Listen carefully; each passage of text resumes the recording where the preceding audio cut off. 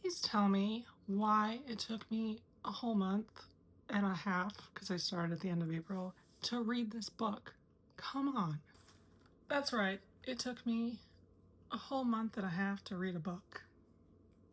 To be fair though, it was 700 pages, at least. So, I'm going to talk about the books I read in May.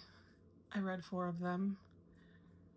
Technically 5, but I can't legally talk about the 5th one because I signed an NDA and it's not coming out till July, August time. So stay tuned for that review. Let's just start with what I read. I did a reread of Heartless Hunter by Kristen Ciccarelli, and my review hasn't changed since the first time. It's still just as great. Still love this story. Can't wait to read the second one. And as you can see, I did a lot of annotating, and that actually helped this time around. It helped me, process it slower than I did the first time, and I actually remember a whole lot of stuff. So, and while reading all the other books that I was reading this month, I read excuse me, Dragonfly and Amber by Diana Gabaldon. This is the second book in the Outlander series, and this one, I didn't enjoy it. I don't know if it was because it was just dragging for me. It kind of started dragging from the middle to the end, or if it was the fact that I half listened to it on audiobook and then half read it on here, and I did not enjoy the audiobook, and I returned it to the library through Libby. And I don't know, it wasn't my favorite book. Let's just put it that way.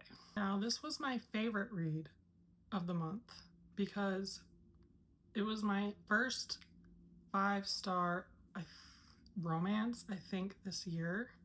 Don't quote me on that. And I'm not just saying that because I was sent an ARC and I reviewed it. I'm saying this because I think I would have loved this regardless of all that.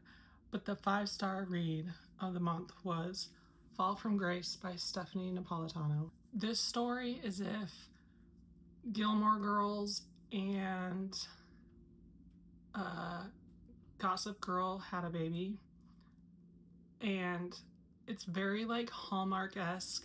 It reminded me a lot of the movies that I watch on Hallmark, where this well-to-do woman comes and stays in a small town and falls in love with the like hometown boy, and it was wonderful. It made me cry, happy tears at the end, and that's saying a lot because I do not cry reading books. I'm a very visual person, so when I watch a TV show or a movie, yes, that will make me cry. But like reading about happy moments and sad moments and stuff don't usually make me cry, but this one did. I don't know what's happening to me, if I'm just getting even more emotional as I get older. I don't know. But this was a great read, and thank you to Stephanie and her team for letting me read this book. And the final book I read, well, rather listened to, was The Duke and I. It's the first book in the Bridgerton series, but I did read Queen Charlotte, which is like the prequel. So anyways, I did not enjoy this book to listen to. And what I've discovered now is that I'd rather physically read the Bridgerton books than listen to them, because I do not like the narrators, I think, is what my issue is. And if I want to just like listen to the dialogue and all that, I'll just watch the show. So it was all right. And it's, to be fair, Daphne's story isn't really my favorite story of the Bridgerton stories. So yeah, it was a slow reading month.